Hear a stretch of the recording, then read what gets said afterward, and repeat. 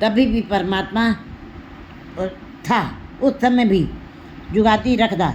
और वह आदि काल से जब कुछ भी नहीं था तभी भी वो सबकी रक्षा कर रहा था और अपने आप में बैठा हुआ था। और जब युग बने, संसार की रचना हुई है, त्रिगुणात्मक माया का प्रसार हुआ है, तभी भी वही परमात्मा, वही एक शक्ति, वही माँ शक्तियों का शक्ति, वही दीनानाथ, वही दयालु, वही देवता, वही जो पतितों का उद्धार करने वाला परमात्मा, वही रक्षा करने वाला है। ये नहीं कि कलयुग में कोई दूसरा आएगा तो द्वापर में कोई दूसरा आएगा तो त्रेता में कोई दूसरा परमात्मा आएगा, नहीं, वही परमात्मा। सत्ययुग, द्वापर, त्रेता, चारों युग में उसी की शक्ति काम कर रही है। और हर जगह वही रक्षा करता आ रहा है, सारी जगह पर, सब युगों में। सच नाम करतार, वही सच नाम करतार, करतार का नाम ही सच है, वही सबकी रक्षा कर रहा है कि वही करतार। कीमत कोई न जानी को ना ही तोलनहार, परंतु कीमत कोई पा नहीं सकता। जितना चाहे पूरी जीवन उसने, कहते नाल कुटुंब साथ वर दाता ब्रह्मा पालन सृष्ट गया, आगे अंत न पायो, कहते आगे उसको अंत नहीं मिला। और क्या कहा, बस मैं इतना ही खोज पाया हूँ, आगे बहुत है, बहुत है, बहुत है। पूरे परिवार को लेके चला था, लेकिन कुटुंब को लेके चला है, लेकिन फिर भी अहंकार था कि मैं प्राप्त कर लूँगा, परमात्मा का पार पा लूँगा, परमात्मा की कीमत पा लूँगा, परमात्मा के पल्ले को माप लूँगा। लेकिन नहीं, वो भी आखिर में झुक गया है, क्योंकि बूढ़ा हो गया है, मौत आ गई है। कहता नहीं, इतने इससे आगे भी बहुत कुछ है, बहुत कुछ है। उसने भी यही कहा और उस समर्थ परमात्मा के आगे अपना मस्तक झुका दिया। कीमत कोई न जानी, कोई भी कीमत नहीं पा सकता। जब ब्रह्मा जैसे देवता नहीं उसकी कीमत पा सके, जान सके, को ना ही तोलनहार, और ना उसको कोई तोल सकता है। ऐसा कोई तराजू ही नहीं बना जो उसको तोल सके। वो अतुल क्यों तोला जाए, वो अतुल है, उसको तोला नहीं जा सकता है। उसके लिए कोई ऐसा तराजू नहीं बना संसार में। मन तन अंतर वस रहे नानक नहीं तुम्हार, वो परमात्मा तुम्हारे मन और अंतर में बसा रहे, नानक नहीं तुम्हार। गुरु जी कहते हैं उसका कोई शुमार नहीं है, उसका कोई अंत नहीं है। वो एक शक्ति है, वो माँ शक्तियों का शक्ति है, उसका कोई शुमार नहीं है। वो विस्माद अवस्था है उसकी। उसकी अवस्था को देखने के बाद बस एक आश्चर्यजनक कौतूहल पैदा होता है, विस्माद बना रहता है और जीव उसी विस्माद में शून्य में चला जाता है। दिन रैण जी प्रभु को थेम दे तिनके सद बलिहार। गुरु जी बता रहे हैं कि जो दिन रैण परमात्मा को याद करते हैं, थेम दे तिनके सद, मैं उनके सदा ही बलिहार जाता हूँ। लेकिन अगर जो दिन रैण ऐसे ही व्यर्थ में बीत गए, तो जैसे दिन रैण आज आ रहे हैं और जा रहे हैं और ऐसे ही युगों तक वो आते जाते रहेंगे। अगर जो जीव उन दिन रैणों में, दिन और रैण में, रात और दिन में अगर जो परमात्मा के साथ नहीं जुड़ता, वे भी दिन और रात की तरीके से आवागमन के चक्र काटते रहेंगे और सदा ही भटकते रहेंगे। लेकिन जो जप रहे हैं, जो याद कर रहे हैं, गुरु जी कहते मैं उनके बलिहार जाता हूँ।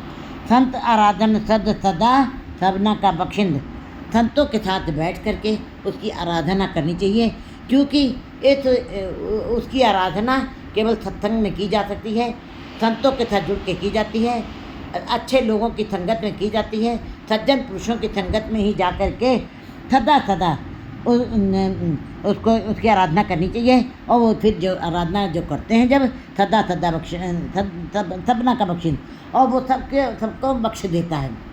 वो किसी के किए गए वैर को, किसी के किए गए बुरे विचारों को अपने मन में नहीं लाता।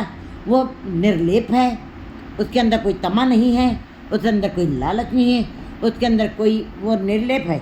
चाहे जीव कितना भी उसको अच्छा बुरा कहते रहें, परमात्मा के ऊपर कोई असर नहीं पड़ता।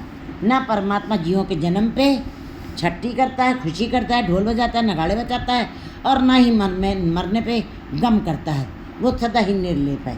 इस प्रकार वो सबको बख्श देता है।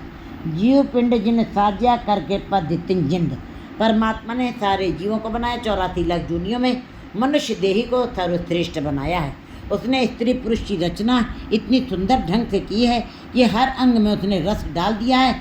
और जैसी अगन उदर में तैसी बाहर माया, मायागन सब इक्को जी करते खेल रचाया। उसने शरीर के अंदर भी रस डाल दिए हैं। जो मायावी जीव हैं, जो संसारिक जीव हैं, जो बाजार में भटकने वाले जीव हैं, वे केवल संसार के ही इंद्रियों का ही रस लेते रहते हैं। जबकि परमात्मा ने सारे जीवों की सुंदर रचना की है। हाथ पैर नाक बहुत सुंदर बनाए हैं। उसके ऊपर से शरीर को सुंदर चमड़ी से ढका है, बहुत सुंदर बनाया है। जीव बनाया, फिर पिंड बनाया है। ये शरीर की रचना की है, मिट्टी से, मिट्टी है, ये मिट्टी है। मिट्टी से पिंड की रक्त और हड्डी और चमड़ी और खून से रचना कर दी है। उसके अंदर फिर अपनी शक्ति भी फूंक दी है। अगर जो केवल पिंड बना के छोड़ देता तो मनुष्य के ऊपर सारे जीव जितने हैं पशु वो सब पैर रख के चले जाते और जीव का कोई अस्तित्व न रह जाता। परंतु उसने उसके अंदर यहाँ चींटी तक कुंचर हथुरा, चींटी थी लेकर हाथी तक उसने अपनी शक्ति डाली। सबके अंदर प्राण फूके हैं। अब मनुष्य को सजाया भी है और संवारा भी है। उसके अंदर मति डाली है, उसके अंदर बुद्धि डाली है। उसको केवल घड़ना है जीव को। बस जीव पिंड जिन्हें साजिया कर कृपा दी जिन, और बड़ी कृपा करके उसने उसके अंदर प्राण भी फूक दिए हैं। तब हम ये चलत कर टेढ़े टेढ़े कहते हैं अस्त कर्म बिट्टा के मुंद दुर्गंधी के बेटे जो चल रहे हैं और अहंकार के भाव से चल रहे हैं। लेकिन ये देही में केवल गंध ही गंध है। वे केवल ढकी हुई है, बाकी अंदर मैल है, अंदर खून है, अंदर मवाद है, अंदर बदबू है और सारे अंगों में बदबू है। अगर जो जीव उस ईश्वर के साथ जुड़ जाए, दिन नैन अपने नाम के उसकी भक्ति करे, तो उसका ये शरीर भी बिल्कुल, अगर वास तन श्वास, तब तो उसकी एक एक श्वास के अंदर परमात्मा के नाम की अगरबत्ती, परमात्मा के नाम रूपी अगरबत्ती की खुशबू सदा ही आती रहेगी। चाहे शरीर कितना भी मैल से भरा हो, चाहे जितना भी रक्त मज्जा से बना हो, लेकिन परमात्मा के नाम की अगरबत्ती अगर जो जल गई है तो सदा ही एक एक श्वास के अंदर खुशबू जीवों के समान प्रतीत होगी। ऐसे गुरुमुख जीवों के अंदर सदा खुशबू आती है। गुरु शब्द ही आराध्य, गुरु के शब्द के साथ उसकी आराधना की जा सकती है और अन्यत्र किसी रास्ते से नहीं की जा सकती है। जब गुरु शब्द ही आराध्य जब ये निर्मल मत, गुरु के शब्द के साथ ही उसकी आराधना की जा सकती है और जपना चाहिए निर्मल मंत्र। यही एक निर्मल रास्ता है, यही पवित्र रास्ता है, गुरु का शब्द ही। बाकी जितने भी रास्ते हैं संसार में ये बाहरी साधन जो हैं, तीर्थ व्रत दान पुण्य और मंत्र उच्चारण, ये जो भी जितना भी बाहर क्रियाकलाप हो रहा है, जिसको हम कहते हैं परमात्मा के साथ मिलाप हो जाएगा, नहीं। तीर्थ व्रत और दान कर मन में धरे गुमान, इसका कोई फल नहीं मिलता है, क्योंकि इसके करने से केवल जीव के अंदर अहंकार का भाव पैदा होता है और परमात्मा के साथ मिलाप नहीं। ये नहीं कह रहे गुरु जी की करना नहीं चाहिए, करते हुए तुम्हारे साथ साथ में नाम गुरु का शब्द भी चले, जिससे तुम्हारे ये दान पुण्य किए का भी फल मिले और तुम्हारे अंदर गुरु के शब्द के साथ साथ परमात्मा से मिलाप हो जाए। निर्मल मंत्र, यही सबसे ज़्यादा निर्मल मंत्र है, यही एक निर्मल रास्ता है। कीमत कहना चाहिए परमेश्वर व्यंत, उस परमेश्वर जो व्यंत है, जो जिसका कोई अंत नहीं पा सकता है, उसकी कीमत कोई नहीं डाल सकता है, उसको कीमत कहना चाहिए। कहने से उसकी कीमत नहीं की जाए, चाहे कथना कथी नया वे तोट, कथ कथ कथी कोटि कोट कोट, कहते बिल्कुल कोई नहीं पा सकता उसकी कीमत। वो व्यंत है, जिस मन में बसे नारायण तो कहिए भगवंत। तो गुरु जी बता रहे, जिस मन के अंदर परमात्मा भगवंत परमात्मा बस गया है, जिस मन बसे नारायण, जिस मन के अंदर नारायण बस गया है तो कहिए भगवंत, वही भगवंत है। उसको भगवंत की संज्ञा दी जा सकती है जिसके अंदर नारायण बस गया। क्योंकि जो जल में जल आए खटाना, जब जल में जल समा गया, दूध में दूध समा गया, फिर उसको अलग नहीं किया जा सकता है अलग नहीं किया जा सकता, वो एक रूप हो जाते हैं। इसी प्रकार जो नारायण को भजन के साथ जुड़ते हैं वो पूर्ण भगवंत का रूप हो जाते हैं, उनको भगवंत कहा जा सकता है। जी की लोचा पूरी मिले स्वामी कंत, उनके जी की सारी कामनाएं पूरी हो जाती हैं। कामनाएं आशाएं तृष्णाएं कभी ख़त्म नहीं होती हैं, लेकिन जो उसके नाम के साथ जुड़ते हैं, जो उस नारायण का याद करते हैं, उनके अंदर कामनाएं आशाएं तृष्णाएं सब सीमित हो जाती हैं। केवल उसके अंदर एक ही चिंतन चलता है, हे परमात्मा मैं तेरी ही याद में जुड़ा रहूं। बस ऐसे ही यही चिंतन करते हुए उसकी सारी आशाएं केवल परमात्मा के नाम में ही थमा जाती हैं। उसी को प्राप्त करने का उसका लक्ष्य हो जाता है। तो लोचा पूरी है मिले स्वामी का, और फिर इस प्रकार उसको अंत में वो स्वामी, वो कंत प्राप्त हो जाता है, उसका मिलाप हो जाता है। नानक जीवे जप हरि दोख सबे ही अंत। गुरु जी कहते हैं उसी को सदा याद करना चाहिए, उसी की याद सदा करनी चाहिए। और नानक जीवे जप हरि, उस हरि का ही जाप सदा करते रहो। हर दुख सबे ही हंत, हरि दुख सबे, और तुम्हारे सारे दुख हर लेगा वो। हरि माने चोर, वो चुरा लेगा, तुम्हारे सारे दुखों को चुरा लेगा, हर लेगा, ख़त्म कर देगा। हरि को चोर भी कहा गया है। हरि मीन्स चोर, वो परमात्मा चोर है। तुम्हारे अंदर से सारे विकारों को ख़त्म कर देगा और तुम्हारे सारे दुखों को ख़त्म कर देगा। दिन रैन जित न बिसरे सो हरिया होवे जन। जिनको गुरु जी बता रहे हैं, ये दिन रैन इसीलिए बनाए गए, दिन रैन तिथि वार कर घड़ी पह पल मुहूर्त, ये जो भी जिन जिन नाम ध्याया पूरन सच खरे, कहते जिन्होंने भी नाम ध्याया है, जिन्होंने भी दिन रैन एक एक पल उसकी आराधना की है, उसको अपने मन से कभी विसारा नहीं है, तो हरिया हो विजन, वही जीव जो है हरे भरे रहेंगे, वो सदा खेड़े में रहेंगे, वो हलत पलत उनका लोक पर लोक सुहेला हो जाएगा, वो सदा आनंद की लहरी में रहेंगे। उन हलत सुख पलत सुख कहते हैं उनका, वो सदा ही इस लोक में भी सुख भोगेंगे और परमात्मा के दरबार में भी सुख भोगेंगे और सदा हरे भरे रहेंगे। सरब कला पर पूर्ण मंझ निमाणी थाओ। तो हे परमात्मा, तुम सारी शक्तियों में प्रवीण हो, तुम सारे कार्यों को करने में समर्थ हो। मंझ निमाणी थाओ, मेरी निमाणी को भी अपने हृदय में जगह मेरे अपने हृदय में जगह दो, अपना आसरा दो, अपनी टेक दो। मंझ निमाणी थाओ, मुझ निमाणी को मुझे निताड़ी को, मेरे अवगुणों भरी को मुझे भी अपने दरबार अपने दर पर स्थान दो। हर ओट गही मन अंदरे जप जब जीवन नाव। मैं जिसके अंदर केवल परमात्मा का ही आसरा है, जिन्होंने केवल एक पिता एक के हमारी तू मेरा गुराई, एक पिता की ही ओट लिया, उसी का आसरा लिया है और उसी को सबसे श्रेष्ठ माना, उत्तम माना है और प्रभु को ही अपना मान लिया है। ओट गही हर मन अंदरे, जिन्होंने अपने अंदर में केवल एक उस परमात्मा की ही ओट लिया, आसरा लिया है। जब जब जीवन वो सदा ही परमात्मा के नाम को ही जपते रहते हैं और दूसरा भाव उनके अंदर पैदा ही नहीं होता। संसारिक बातें खत्म हो जाती हैं। ये रचना संसार की बात नहीं करती, ये आंखें संसार को नहीं देती, ये कान संसार की चर्चा नहीं सुनते। अब केवल परमात्मा के नाम का ही जाप उनके अंदर चलता है। कर कृपा प्रभापणी जंतुड़ी संग समा। फिर परमात्मा ऐसे जीवों के ऊपर अपनी कृपा करता है और वे उस चरण रज के अंदर समा जाते हैं उस चरण रज के अंदर समा जाते हैं। जियो तू राखे त्यों रहा तेरा दित्ता पहनने का। हे परमात्मा, जैसे तुम्हारी मर्जी हो, जो तुझ पावे साई पलिकार, तू सदा सलामत निरंकार। जैसा तुम्हें अच्छा लगता है वही तुम करते हो, जो तुम करवाते हो मैं वही काम करता हूँ। मैं अपनी मर्जी से कुछ भी नहीं करता। जो तो राखे त्यों रहा, जैसे तुम रखते हो मुझे मैं वैसे ही रहता हूँ, मैं वैसे ही रहता। मैं अपनी मर्जी से अपने ख्याल से कुछ भी नहीं कर सकता, ना कर सकता। कहते हैं इन जनतों के वश किछ नहीं, इन मनुष्यों के वश में कुछ नहीं है। तेरा दित्ता पहनो खाओ। हे परमात्मा, तुम्हारा ही दिया हुआ मैं पहन रहा हूँ, तुम्हारा ही दिया हुआ मैं खा रहा हूँ। जी प्रसाद छत्ती अमृत खाएं, तिस ठाकुर को रख मन में। बस मेरा मन यही करता है, मैं उस ठाकुर को ही अपने मन में याद करूं। तुम्हारा दिया हुआ ही सब कुछ मेरे ऊपर, तुम्हारी कृपा से मुझको सारे सुख मिले हुए हैं। जितने सुख भोग रहा हूँ तुम्हारी कृपा से। उद्यम सोई कराए प्रभु मिल साधु गुण गाओ।